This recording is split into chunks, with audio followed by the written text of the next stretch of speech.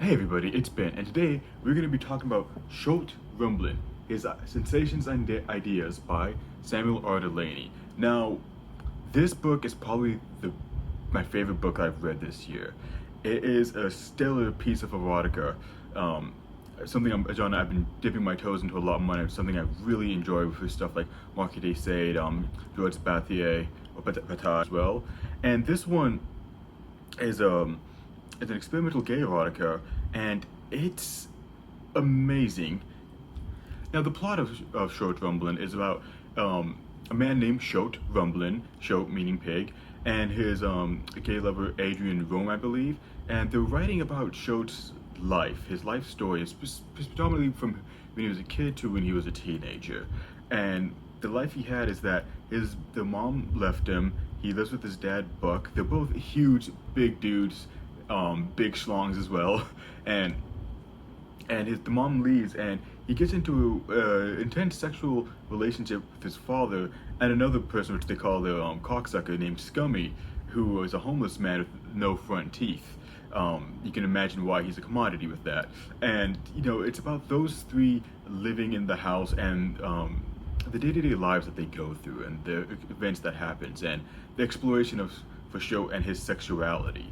Now, this book firmly falls into that category of transgressiveness, which Georges Bataille talks about a lot, and that eroticism comes through transgressive, being that transgressive meaning that anything that goes against work. So that rule breaking really eliciting the sexual response, and also the fact of two beings who are discontinuous trying to come together in continuity. There's a lot more aspects to it. That's the basic breakdown. But I read a lot of erotica, but it really has a humanistic element to it. It really captures the character in full. And I saw a little thing on Instagram, Delany talking about how he's a little afraid that it might be seen as ridiculous. And it is ridiculous to a sense, but it's also very realistic. It really strikes me as if something that could happen, and something like those kind of like true crime things you hear about with this super specific family. And also, he does a really smart thing where he offsets it by a lot of other circumstances that give just a lot more validity within even the own novel to what's happening there. Now, as a straight man reading this exceptionally gay book, and especially disgustingly gay book, the things that I really got out of it is just that again, the transgressive barriers, what we consider taboo, what we consider not appropriate, disgusting, really explored in a way similar to Sade, but very different as well, where it becomes almost a forgotten part of sexuality that we don't necessarily address all the time in culture. And also just the interplay of sexuality and how it's such a fundamental aspect of relationships, and how it can even transcend romantic relationships. A lot of time, especially in Western civilization, we've divorced a lot of sexuality from a lot of things such as pain, violence, which I know is going to sound bad, but when I go more further, it makes sense. Violence, emotions, even parental feelings, which there's a beautiful passage at the end of this book which describes it, and this book just really does a great job of culminating a lot of those different aspects and showing it in a relationship that we, on the whole, would be considered taboo. Well, not only incest, but incest between a father and a son, a parental figure and their child, also at the age where it would be considered statutory rape. And now, the nice thing about the book is that it is not blind to that. There's a really great passage where Scummy is asking Shoat, like, hey, are there any of the stuff that me and your father do you not like? And Shoat's like, no, I like it all. Why are you asking? Like, I just have to double check because a lot of people would not approve of what we're doing. And Shoat says, like, do you think it's wrong? And Scummy says, for you guys, I don't think it's wrong. And I think that's such a key factor in the book, because what we see also in the book is that Buck and Shoat both come from the Rumblin family, which is just a bunch of country degenerates. They're idiots. They kill each other all the time. There's a lot of incest. They drink. Even the kids are drinking. The kids have guns all around. In the book, some of their relatives, one of his relatives raped like a bunch of girls in a house, and they're just not the brightest people in the world, even genetically to them. They more line the physical aspect of things. However, that's the beautiful thing also, because you realize while reading the book that if Shoat didn't have these relationships, even the one with his father, he wouldn't have a sense of happiness. He would be lost in this world. This world wouldn't accept him. So even later in the book, at the beginning of the book, he's homeless. When Adrian finds him, he's at a porno theater. He is out of jail. He is not a person who has his character together. But despite that, he finds a level of happiness with Adrian, with other people he's doing, even still with his father. And if that wasn't there, it makes you wonder what kind of person Shoat would be with all these pent up energy, maybe possibly aggressive, maybe lost, maybe suicidal. It would just, you can really see how he can go down a really dangerous path if he didn't have these transgressive sexualities, if he stayed to the core sexuality of what society wants. He would be in a really bad position. An important thing I really want to establish in this is that the idea of consent, because again, we're talking about a sensitive subject with a father and a child, and in the legal definition, it's statutory, so there wouldn't be that the ability for the child to give that level of consent. But it's something that is addressed in the novel, like I said with Scummy. And consent is also addressed not only with those characters, but with many others. There's another character, Cheryl, who Shoat gets in a relationship when she's working at her store. She's a child of a foster family, and she even has a lot of older men having sex with her, gangbanging her a lot. And I think that really does a great job just to offset it, not only that in the young gay experience, but in the young straight experience as well, the relationships between younger people and older men. Something that a lot of times in society, which I agree, is wrong. I'm not advocating for it, but it is a part of a society that we don't like to look at. I especially remember one time in high school hearing a girl saying she had a 21-year-old boyfriend and they were doing it together. Clearly not legal, but it's something that is pretty prevalent, and exploring that and having older people help you explore your sexuality and lead you to it. It's kind of like an idea of what the Greeks did when they would pair off with an older man to kind of show them, lead them into manhood, lead them into sexuality. An aspect of society that's, it's actually pretty common if you look at history, and even if you look at other countries like in Latin American countries, it's something that's still really prevalent, but we here in the West tend to just shun it outright.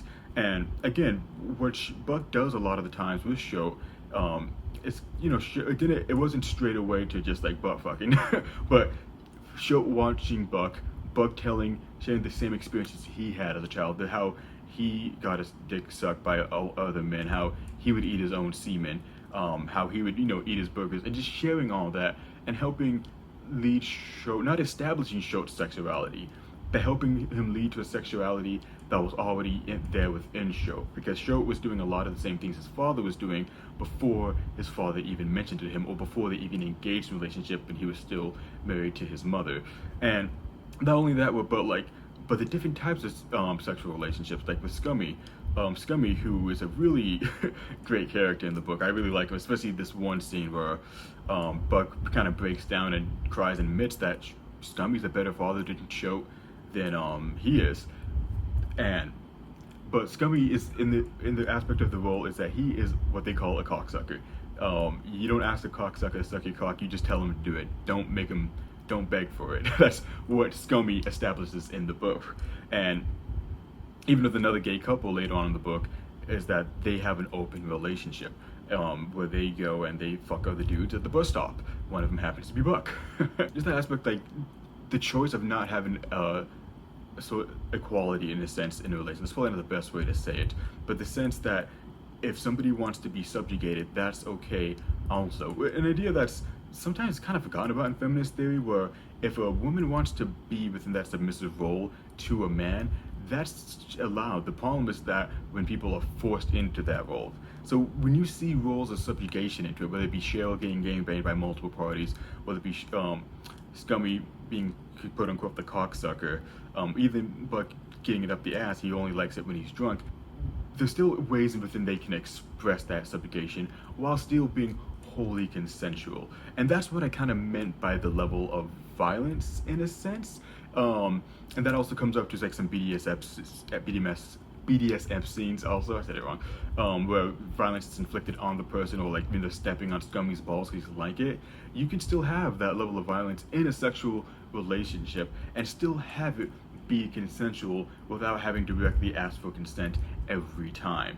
And it's just a really great purview into that world. I have a friend who was into the BDSM scene for a while, and he got that consensual contract every time, but it's like it's good to get that consent and establish those relationships, establish those power dynamics, so that later on in the relationship, there's no confusion that comes from them. So you can tell, so like in the novel, they can tell Scummy, like, hey, drink my piss and then suck my cock afterwards, but it's not anywhere, it's violent but not anywhere abusive to Scummy. And they can kick him in the balls afterwards because it's something that was established and something that was communicated by both parties with Scummy.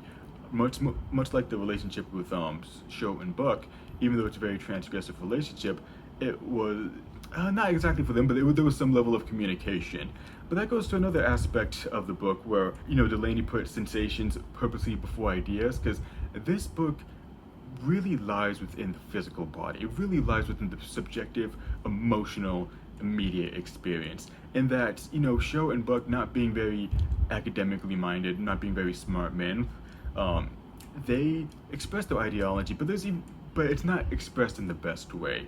There's even times where even Scummy and Shoat are confused by some of the stuff that Buck is saying, or Shoat just kind of like, oh, just kind of be like that sometimes. But there is a very clear-cut, sensational experience that they follow by, and that they know what feels good for them and they know what doesn't feel good for them.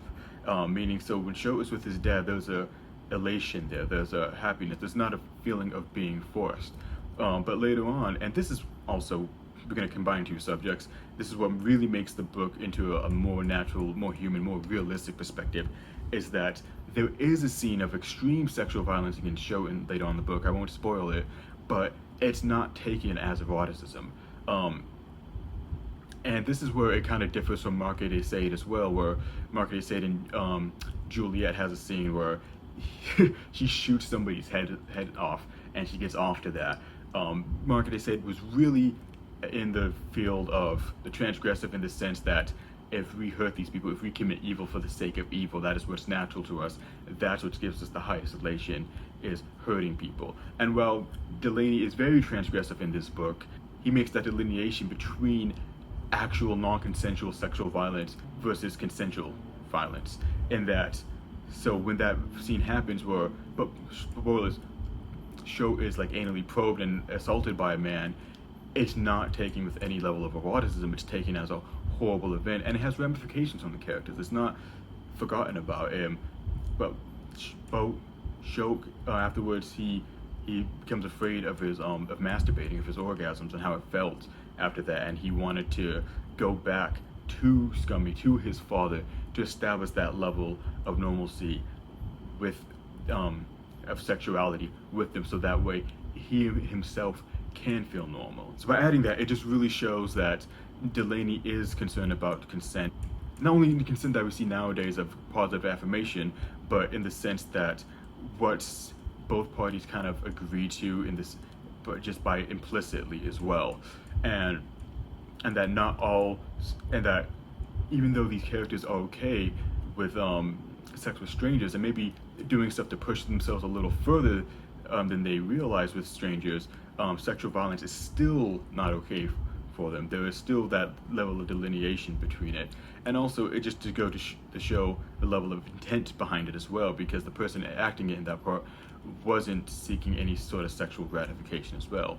Now, before I forget, there is a funny line where the book Justine by Marquis de Sade is mentioned several times in the book, and a person had a wife named Justine that wouldn't do a lot with him, and Scummy got really excited because he's reading it throughout the book, and he's like, yeah, I didn't know his name Justine. I thought a funny joke would be like, I should have married somebody named Juliet, because the companion piece to Justine is Juliet. Justine is the one who's really coy and trying to get away from preserve her sexuality, preserve her virginity, while Juliet is the one going there and going into criminality. Just a little thing I thought they could have missed. But there's an aspect that you probably heard me say a bit, and this book is fucking gross.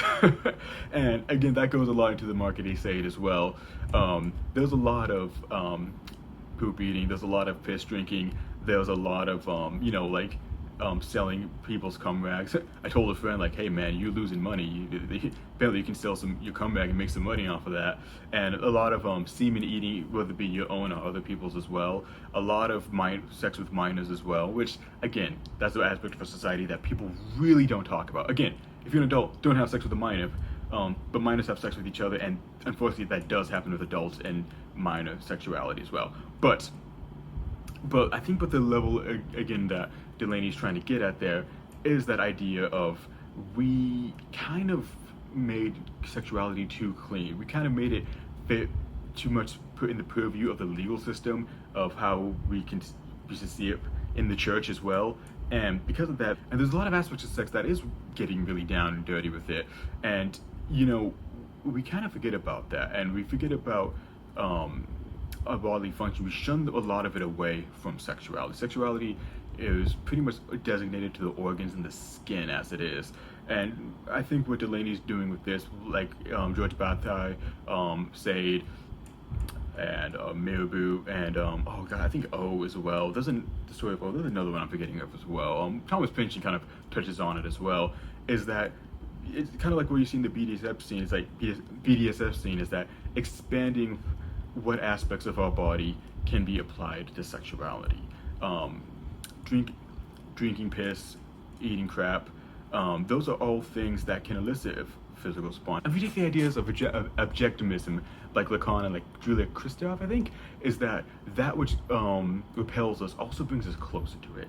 That which grosses us out, we have a strange attraction to, and then we want to go more towards that. And if you take the idea of transgressivism, is that eliciting a sexual response, when you transgress like a bad boy edgelord kind of situation, where you want to go more towards that. So if we think of all the stuff that the characters do in this book towards that faculty, it's opening the purview of what can be considered sexual as well. And when you really think about it, a lot of times when you encounter sex for the first time, it is seen as gross for a lot of people. There's a lot of aspects where people are either afraid of penetration, either afraid of menstrual blood, going down on each other, different stuff like that.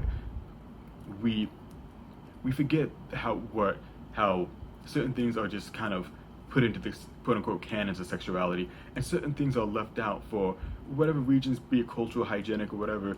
We leave them out without kind of even thinking about them. Where it's like, oh, this person wants to do this thing like anal, well, that's almost like excess compared to what should be allowed in sexuality. Well, in reality, a lot of things throughout history are probably, been done and been seen as gross.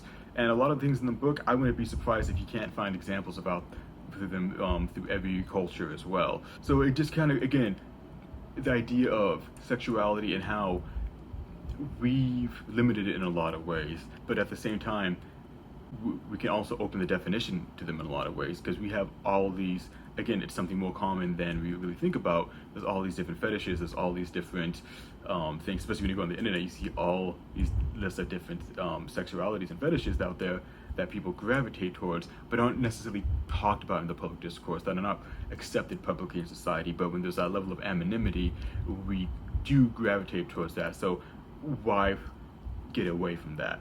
My reasoning for that period, like, that shit's gross and not hygienic. But again, we shouldn't limit somebody's sexuality necessarily to what we'd consider gross, because what one person finds horrible, another person can be super into that. Another aspect of this book, and it kind of falls into what Delany did with Dahlgren as well, is the idea of how society accepts people at that time. There's different societal dynamics. Like, they use the N-word a bunch. There was a lot of talk of gay culture, the HIV virus. It's set in different decades, predominantly in the 70s in the flashback. And with Dahlgren, when I first read him, I was kind of wondering, is this kind of like a racist depiction of black people? But it's written by a black male. But then I kind of realized what Delany was getting at is how it's more so how white people view black America. And talking to black friends now, there's still that high level of sexualization. I've heard so many different friends talk about people message them online and just calling them straight up BBCs and whatnot, and just going straight towards that, not even seeing them as a person. And Delany, again, like in Dahlgren, captures that in that book where Shoat and his dad are white characters, and they often talk about black people in that aspect, almost like they're slightly more animalistic, but they're not racist. Shoat mentions that he has a black lover in the present time when he's an adult. It's just that, again, growing up with that culture, or even growing up with the culture where Buck is coming to terms that he might be gay. But then he eventually disregards that for reasoning that might not be the most sound. Quote, just because you take it up the butt once in a while doesn't mean you're gay. So, but again, it's not disavowing sexuality or black people. It's just going back to what the mindset of that time with the culture and how kind of ignorant it really was back then as well. And we've made a lot of progress. So with reading this book also, I've decided that I am going to read all Delany's books. He is an author that I really want to dive into. Reading this book made me kind of give me a better understanding. In my Nova review, I said there was always some aspect of Delany that I felt like I don't necessarily understand with his characters. And reading this book, I feel like I have a better idea of what he was getting at, which he might not have been able to go as full into detail as he wanted to, but he was able to do it within this book. And this book just really reads like an author who is in his older age, he's established and doesn't have so much to lose, and has the ability and flexibility to go into topics like this, which might be seen as too transgressive when he started to start a career. Some last minute things about the book, there were several typos in it, just a little heads up. So if you're reading some stuff and you see a word that might not fit, just know it's not the accent. There are some typos or some misquotation marks. It's not a big deal whatsoever. This book's a big honking stonker. So if I edited it myself, I'd probably have even more typos. So that's nothing against the book. But honestly, reading this, it reminded me why I love literature and what representation kind of means to me also. In that, I remember having Passover and the Haggadah stated, the rabbi in the Haggadah stated, like, literature is meant so we can experience others. And with this book, in combination with the representation of a dad and a son having gay sex, which is something I don't relate to, it really just kind of opens up and shows this close, intimate view of a small corner of the world, and just really showing all the different dynamics of it, and showing how they're accepted into society and how they kind of need this just to feel close to themselves. And that's just kind of a really beautiful thing, and that it can remind you that representation is not so much about seeing ourselves on screen or in literature, but it's seeing others, and so that we can understand others better, and we can understand even the most off-the-wall, disagreeable things out there sometimes. But we can see it with a level of humanity, understanding, and intimacy, and even eroticism that we wouldn't get otherwise without literature. So this book is one of my favorite, probably my favorite book of the year. I marathoned it. It was just a really beautiful, emotional book, despite what it might sound like on paper. If you're into any forms of erotic fiction, I would highly recommend it. And I say buy this book because it's not a book that I want to be forgotten. And so that's Short Rumblin by His Sensations and Ideas by Samuel R. Delany, and definitely pick it up.